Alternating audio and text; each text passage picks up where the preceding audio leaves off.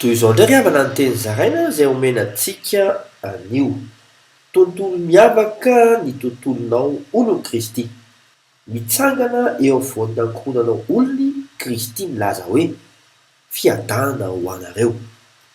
Araka voasoratra ao amin'ny Luka 4:24, amin'ny anaran'i Jesosy hoe ary raha mbola nilaza zany izy, Jesosy dia nitsangana teo afovoany ka nanao taminy hoe fiadanana ho anareo. Efa olom-baovao mahatakatra izany ianao. Araka ny voasoratra ao amin'ny Filipianina 4:20, amin'ny anaran'i Jesosy hoe izay anova ny tenany fietretenantsika ka hitovy endrika amin'ny tenany voninahiny araka ny fiasan'ny heriny izay ahaizany mampiaiky ny zavatra rehetra ho azy. Afa mantsy ianao.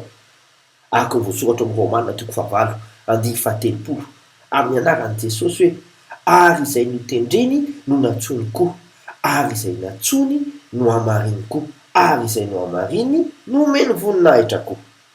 Iaino ary ilay fiainam-baovao feno fahatoniana mendrika anao. Matoky, mandram-pioana tompoko.